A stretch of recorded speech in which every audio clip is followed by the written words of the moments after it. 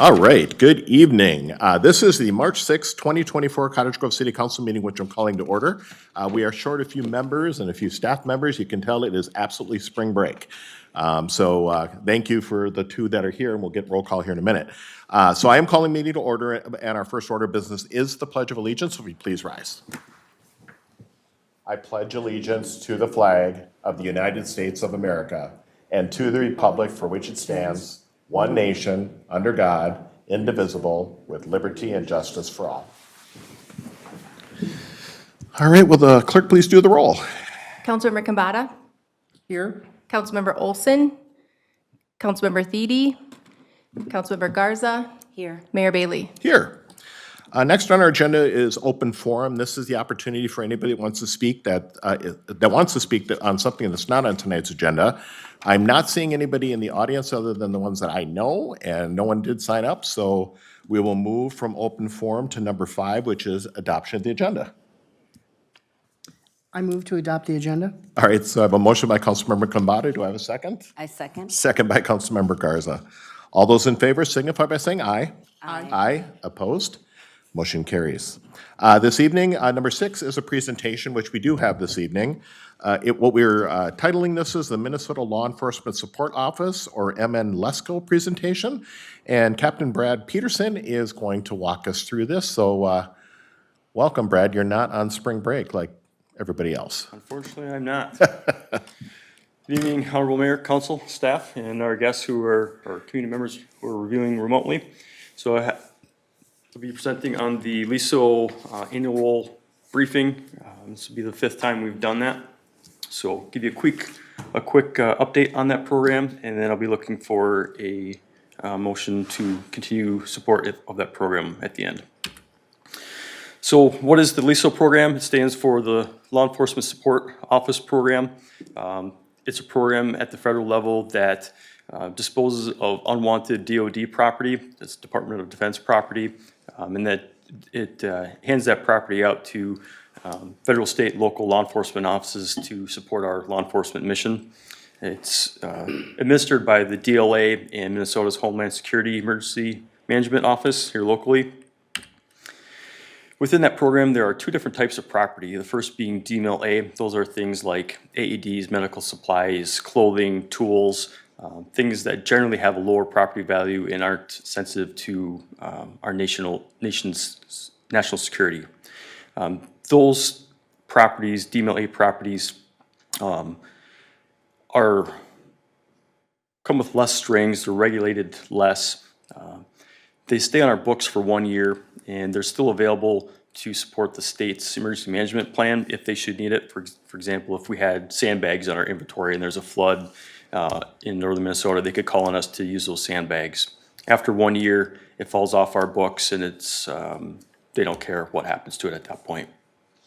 On the other hand, there's controlled property, things like MRAPs, night vision, rifle optics. Typically, these have a higher dollar value attached to them, and they are sensitive to our national security, and so those are regulated very strictly. And those are not owned by the city of Cottage Grove.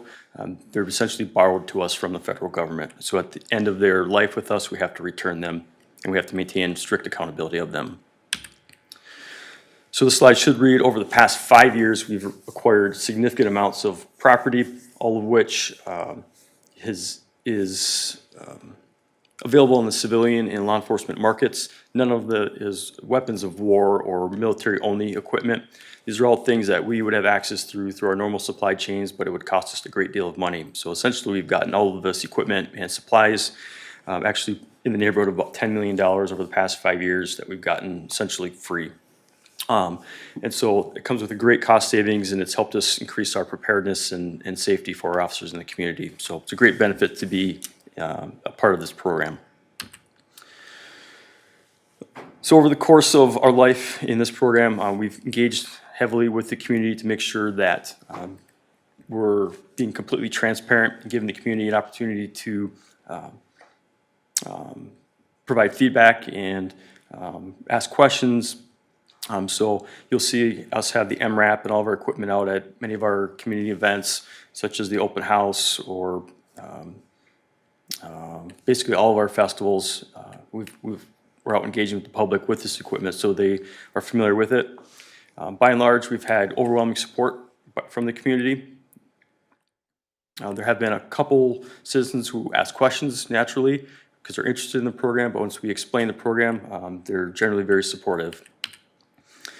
So 2 years ago, the federal government changed the rules for the program, and so two of the new rules were that we had to provide notice to council, and we also have to provide notice to the community on an annual basis that we can intend to participate in this program, and that we might continue to acquire controlled property. So that's the purpose of tonight's brief, is to inform council and the community that we are going to continue to participate in this program pending council's approval.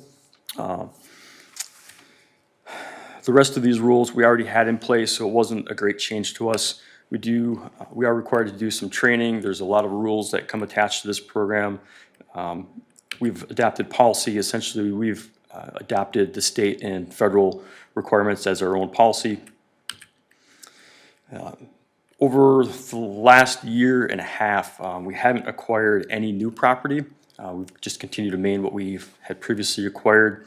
In fact, there's not a whole lot of supply available right now. And so we're not actively looking to acquire any property at the moment, but we want to continue to participate in this program just in case a particular need arises or equipment or supplies suddenly become available in 2024. So, Council, I'm asking for you to authorize continued participation in the MN-LESO program and then give us the authority to acquire controlled property. Pending your questions, that completes my brief. Okay, well, so first, Brad, Captain Peterson, thank you, by the way, for the presentation. Since the beginning, personally speaking, I've been in favor of this program because you actually mentioned a little bit earlier, the equipment that we've been gathering, whether it's medical or ballistic shields, the MRAM, those kind of things, I mean, that totals $10 million. So most of that stuff we would have had to purchase Correct. as a community anyway. Right. So from a government standpoint, federal government standpoint, you know, whether we as citizens pay the federal government tax or we're gonna have to tax our citizens more to get those things that we needed. I didn't look at any of the things that over the years that we have been able to acquire through this process as something that we didn't need or wouldn't have went out to purchase at some point in time. So I do appreciate the fact you're doing that.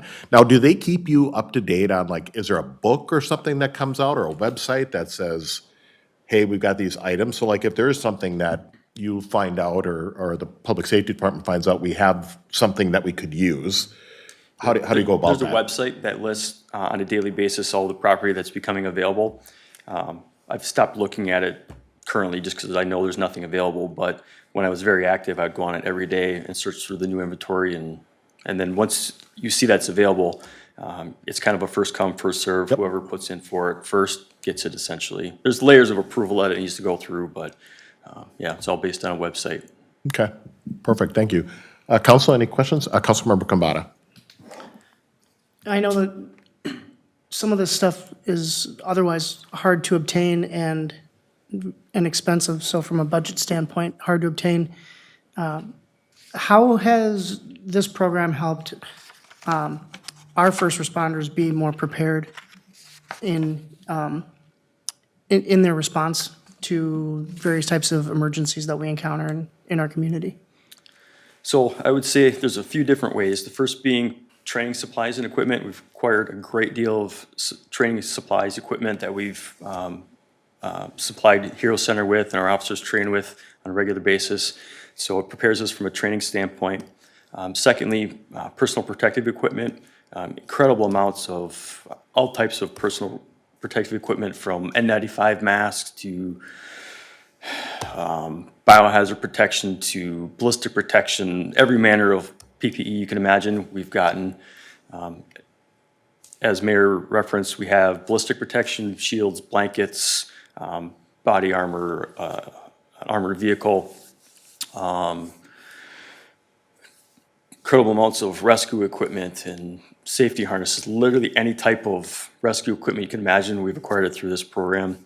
So it makes our officers safer, makes the community safer. So, yeah. Oh, also, robots, all kinds of gadgets, I guess you would say. Things that we can introduce into the house or survey a scene with so we don't have to put officers or people into harm's way. So, Good, and thank that's you. just a short list. There's more. I could spend sure. a lot of time, but I was about- told I only have 5 minutes, right? No, that's fine. About $10 million worth of stuff on That's that a- list, so I'm sure it's a big list. Yeah, just, I think you're hearing it here, Yeah. that it's a very good program and it's benefited our community, so. Good, good, well, thank you, sir. Any other questions for you? I just had a quick question. You mentioned some of the uncontrolled merchandise that you all have. After the year, are you still continuing to use it, or is it being recycled, or what are we doing with that? Yeah, so as long as we're continually using it, we just maintain accountability of it, and we get audited every year. The state and/or federal government comes in, looks at our books, and does a physical audit. And so as long as we're using it, we keep it. The minute we stop using it and we don't have a use for it anymore, we send it back. Perfect. Thank you. All right. So council, before you, as our Director of Public Safety, Pete Kernan, mentioned there, the recommendation is before you for an authorization. If someone wants to read that and make the motion in a second. I'll motion to authorize continued participation in the MN-LESO program and approve CGPD to acquire controlled property. All right, so we have a motion by Councilmember Kabata, I will second. second by Councilmember Garza. Any further discussion? Seeing none, those in favor signify by saying aye. Aye. Aye, opposed?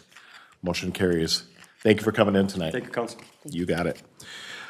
All right, now we'll move on to 7, which is the consent agenda. Council, is there anything you want to pull off consent for separate conversation? All right, if seeing none, then I'll look for a motion and a second to approve consent.